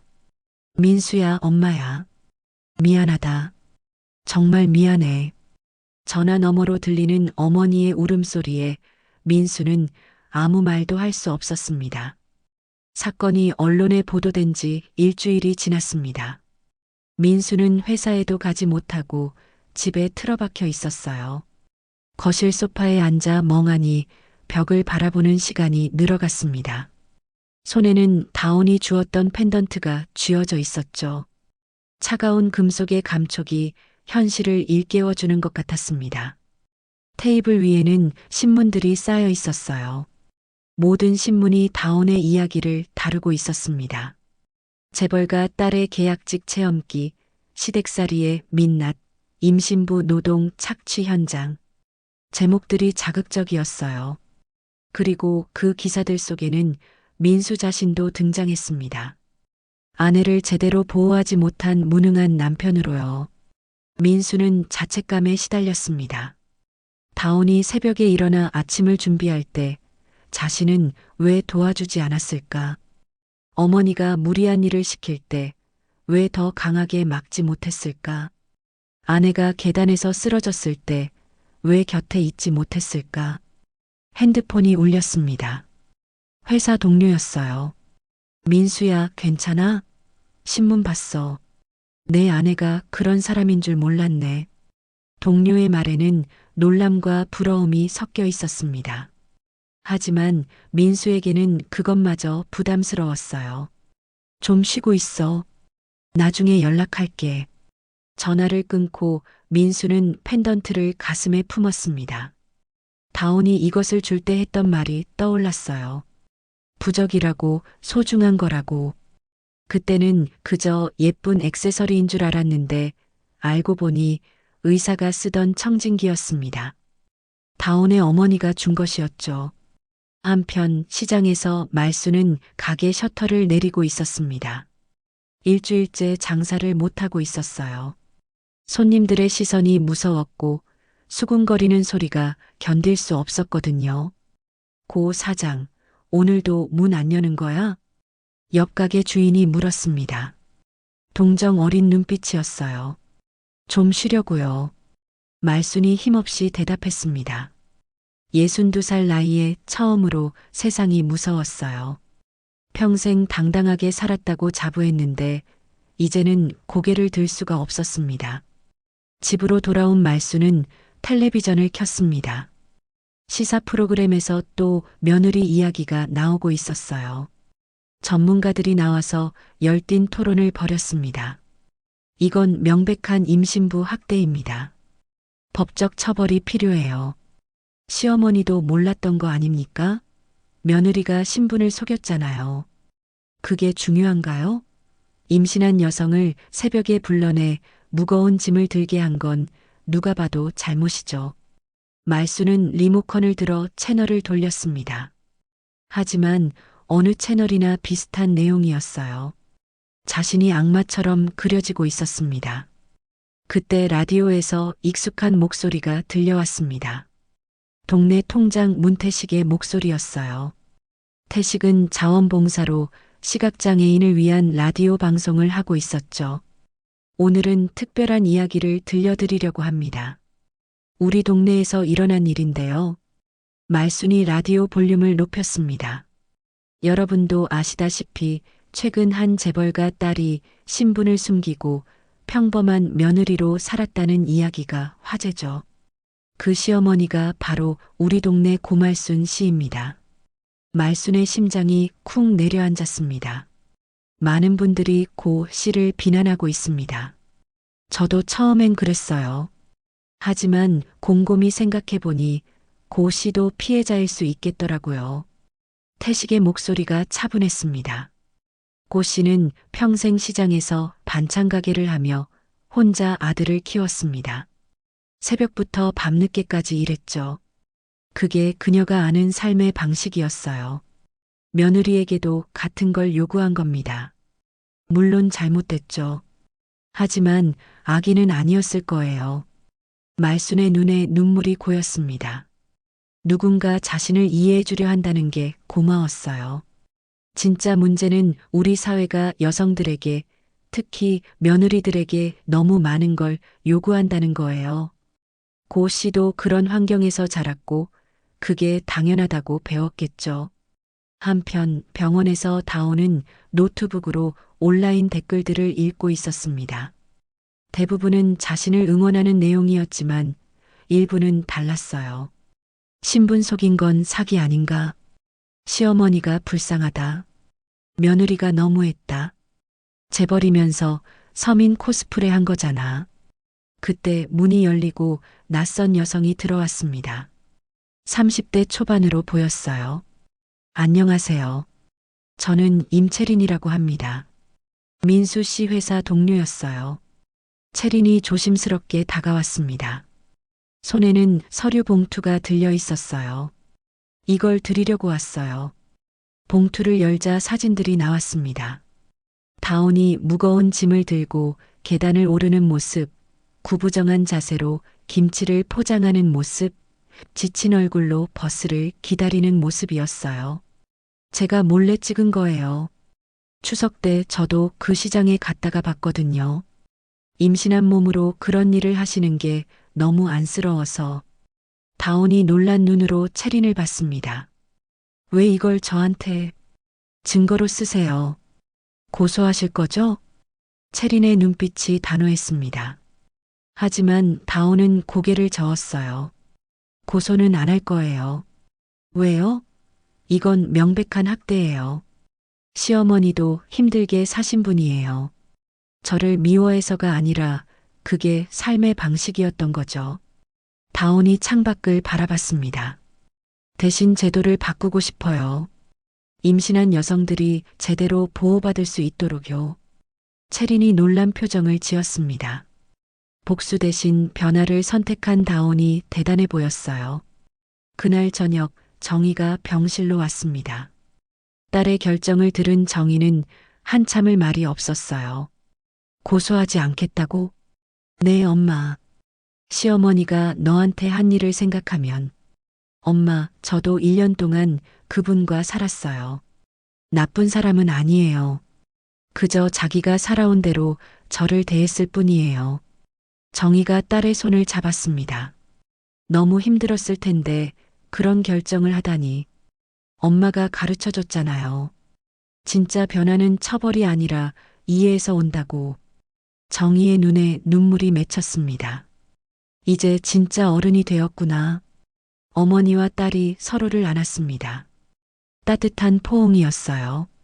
다음 날 아침 말순의 집 앞에 누군가 찾아왔습니다. 민수였어요. 일주일 만에 어머니를 찾아온 거였죠. 어머니. 민수의 목소리가 지쳐 있었습니다. 말수는 아들을 끌어안고 울었어요. 미안하다, 아들아. 내가 다 망쳤어. 어머니 잘못만은 아니에요. 민수가 어머니를 토닥였습니다. 나도 잘못했어요. 다온이를 제대로 지키지 못했어요. 두 사람은 한참을 울었습니다. 서로의 잘못을 인정하고 용서를 구했어요. 그런데 현관문이 다시 열렸습니다. 다온이 서 있었어요. 퇴원한 직후였는데 휠체어를 타고 있었습니다. 어머님, 다온이 말순을 불렀습니다. 말순은 며느리를 볼 면목이 없었어요. 미안해. 정말 미안해. 말순이 무릎을 꿇었습니다. 62살의 시어머니가 며느리 앞에 무릎을 꿇은 거예요. 일어나세요, 어머님. 다온이 손을 내밀었습니다. 저도 죄송해요. 속여서.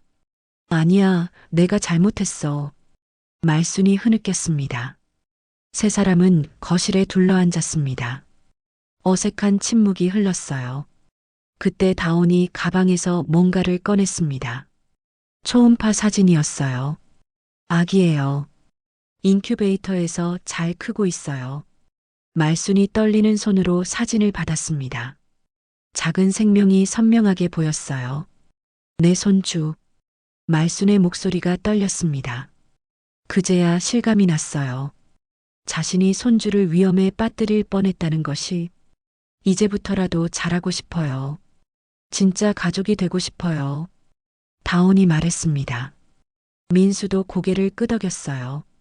다시 시작해요, 우리. 세 사람이 서로를 바라봤습니다. 상처는 깊었지만 치유의 시간이 시작되고 있었어요. 사건이 일어난 지 한 달이 지났습니다.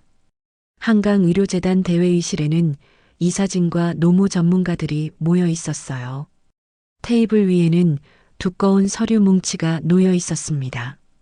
표준 하청계약 제도 개선안이라는 제목이 선명하게 보였죠. 정의가 회의를 주재했습니다. 평소보다 더 단호한 표정이었어요.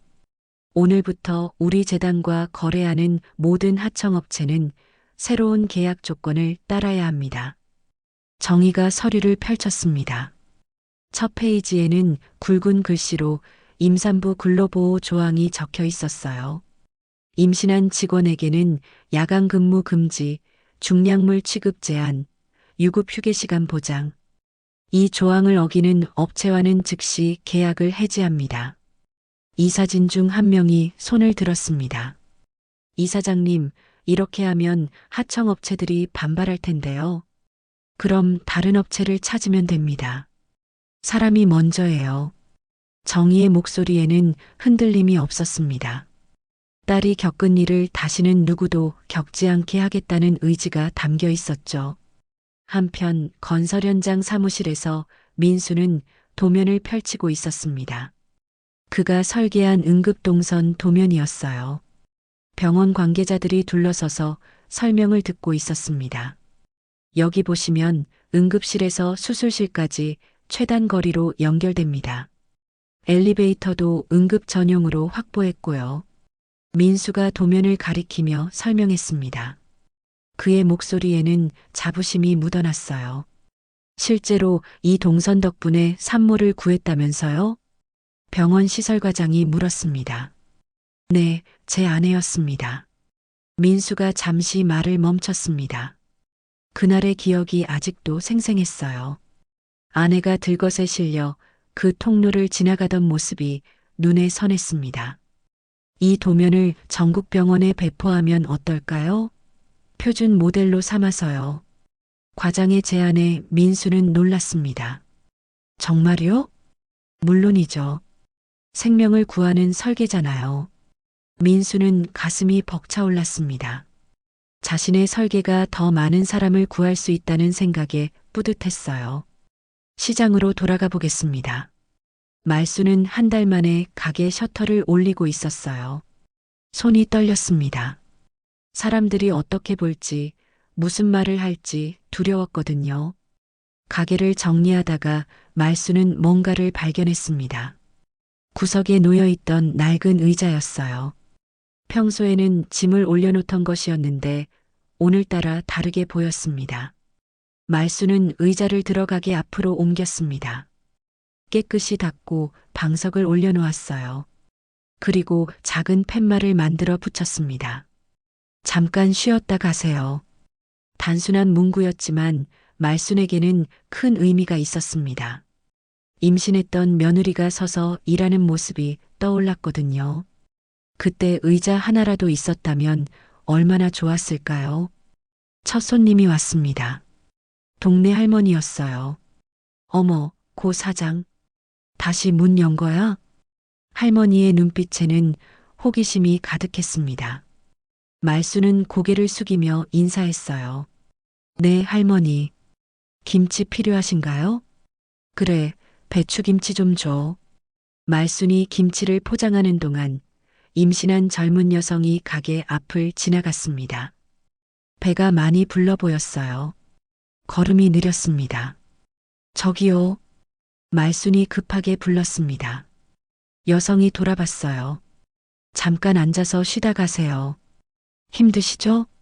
여성은 놀란 표정이었지만 의자에 앉았습니다. 한숨을 내쉬며 다리를 쭉 폈어요. 감사합니다. 정말 힘들었거든요. 물 한 잔 드릴까요? 말순이 시원한 물을 가져다 주었습니다.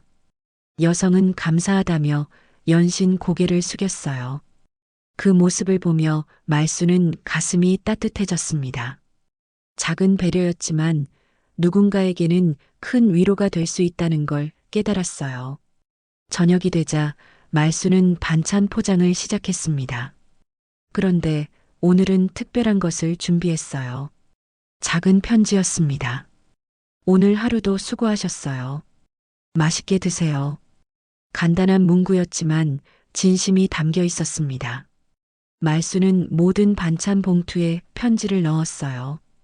다음 날 놀라운 일이 일어났습니다. 손님들이 하나둘 돌아오기 시작한 거예요. 고 사장님, 편지 받고 감동했어요. 의자에 앉아서 쉴 수 있어서 좋았어요. 다시 문 열어주셔서 고마워요. 사람들의 따뜻한 말에 말수는 눈물이 났습니다. 용서받고 있다는 걸 느꼈어요. 한편 병원에서 다온은 재활 치료를 받고 있었습니다. 몸은 많이 회복됐지만 아직 완전하지는 않았어요. 휠체어에서 일어서는 연습을 하고 있었죠. 천천히 하세요. 무리하면 안 됩니다. 물리치료사가 다온을 부축했습니다.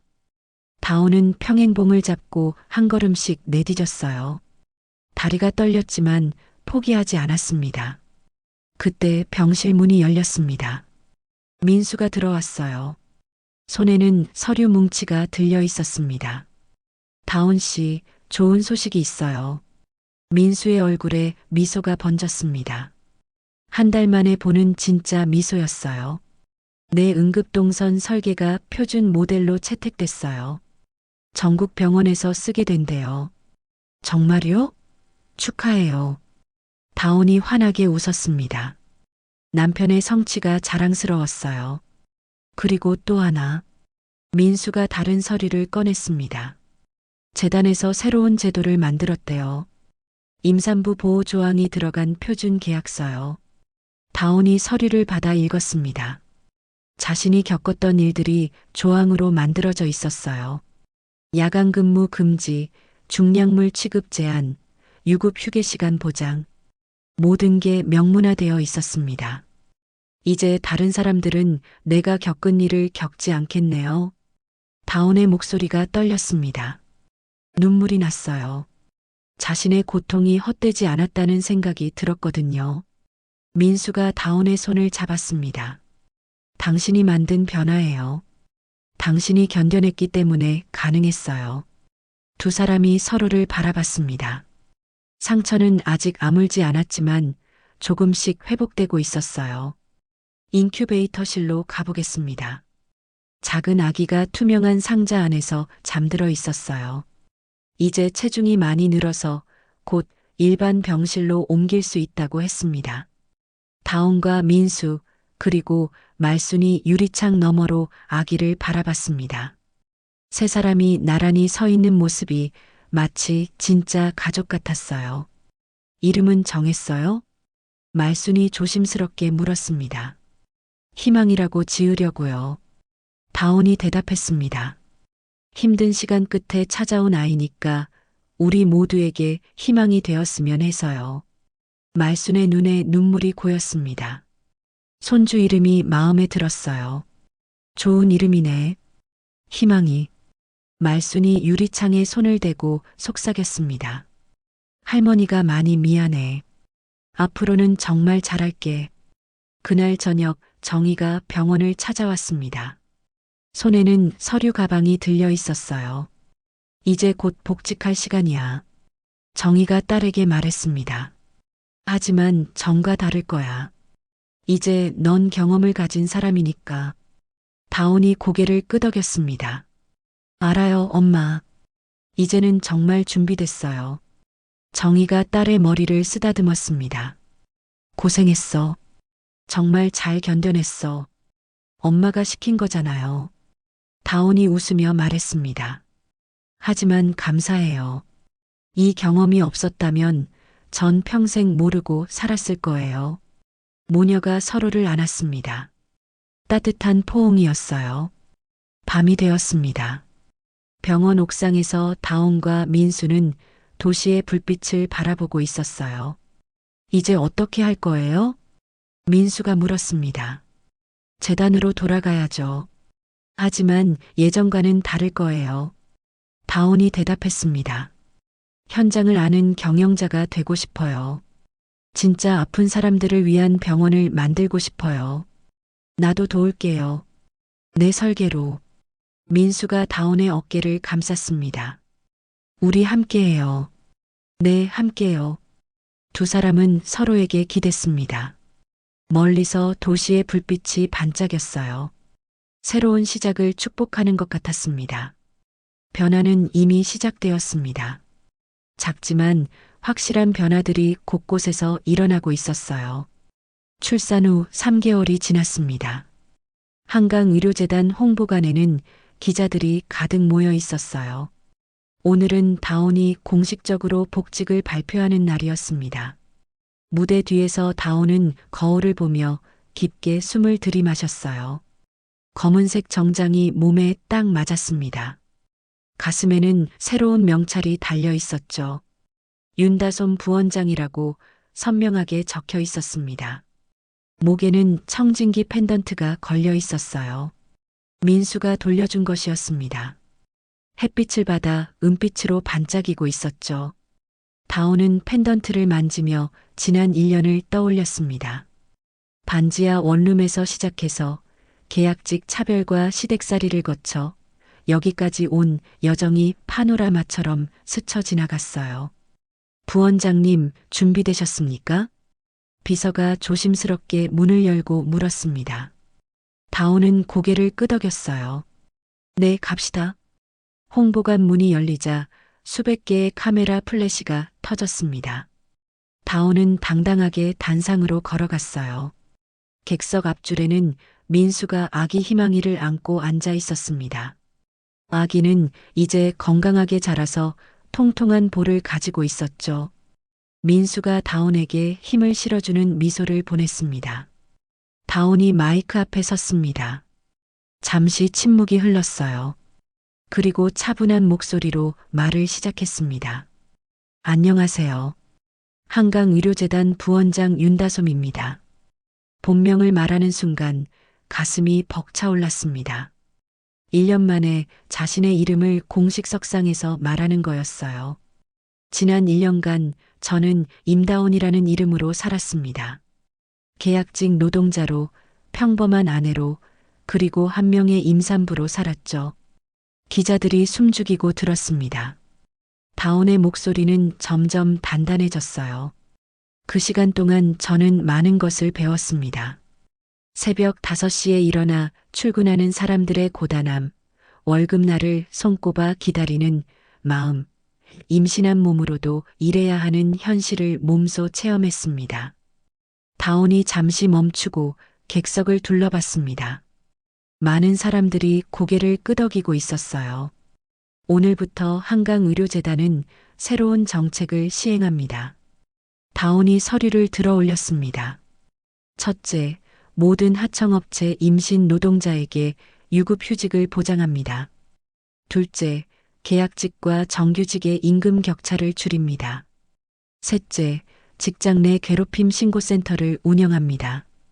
기자들이 바쁘게 메모를 했습니다. 한 기자가 손을 들었어요. 부원장님, 이런 정책이 재단 운영에 부담이 되지 않을까요? 부담이 될 수도 있습니다. 하지만 사람이 먼저입니다. 병원은 생명을 다루는 곳이잖아요. 그런 곳에서 일하는 사람들의 생명과 건강을 지키지 못한다면 그게 진짜 병원일까요? 다운의 대답에 박수가 터졌습니다. 민수도 손뼉을 쳤어요. 품에 안긴 희망이가 깔깔거리며 웃었습니다. 그리고 한 가지 더 말씀드리고 싶습니다. 다운이 객석을 바라봤습니다. 오늘부터 임신 노동자의 휴식은 배려가 아닌 규정입니다. 선택이 아닌 의무입니다. 그 말에 홍보관이 술렁였습니다. 획기적인 선언이었어요. 저는 경험했습니다. 임신한 몸으로 무거운 짐을 들고 계단을 오르고 새벽에 일하는 것이 얼마나 위험한지요. 그래서 더 이상 그런 일이 일어나지 않도록 제도를 만들겠습니다. 기자회견이 끝나고 다온은 무대에서 내려왔습니다. 민수가 다가와 아기를 건네주었어요. 수고했어요. 멋있었어요. 고마워요. 다온이 아기를 안았습니다. 희망이가 엄마 얼굴을 보고 방긋 웃었어요. 작은 손으로 펜던트를 잡으려 했습니다. 그때 뒤에서 누군가 다가왔습니다. 말순이었어요. 머뭇거리며 서 있는 시어머니를 보고 다온이 먼저 다가갔습니다. 어머님, 와주셔서 감사해요. 내가 와도 되는지. 말순의 목소리가 작았습니다. 다온이 시어머니의 손을 잡았어요. 당연하죠. 우리 가족이잖아요. 말순의 눈에 눈물이 고였습니다. 그동안 반찬 봉투에 편지를 넣고 가게 앞에 의자를 놓는 것으로 속죄하려 했지만 며느리 앞에서는 여전히 죄인 같았거든요. 희망이 안아보실래요? 다온이 아기를 시어머니에게 건넸습니다. 말순은 조심스럽게 손녀를 받아 안았어요. 희망이가 할머니를 올려다보며 웃었습니다. 예쁘다. 정말 예쁘네. 말순이 손녀를 보며 미소 지었습니다. 진심 어린 미소였어요. 1시간 후 다온은 재단 건물 최상층으로 올라갔습니다. 이사장실이었어요. 정희가 창가에 서서 기다리고 있었습니다. 엄마, 왔구나. 정희가 돌아봤습니다. 딸을 보는 눈빛에 자부심이 가득했어요. 잘했어. 정말 잘했어. 엄마가 가르쳐준 대로 했어요. 다온이 어머니 옆에 섰습니다. 두 사람은 창밖을 내려다봤어요. 저 아래 거리에는 수많은 사람들이 바쁘게 움직이고 있었습니다. 이제 알겠어요, 엄마. 왜 이름을 버려야 했는지. 다온이 말했습니다. 이름을 버려보니 이름의 무게를 알게 됐어요. 윤다솜이라는 이름이 얼마나 무거운지, 그리고 그 무게를 어떻게 짊어져야 하는지요. 정희가 딸의 어깨에 손을 올렸습니다. 이제 진짜 시작이야. 넌 현장을 아는 경영자가 됐으니까. 저녁이 되었습니다. 다온은 가족들과 함께 작은 식당에 모였어요. 호화로운 레스토랑이 아닌 동네 백반집이었습니다. 1년 전 민수와 처음 밥을 먹었던 그곳이었죠.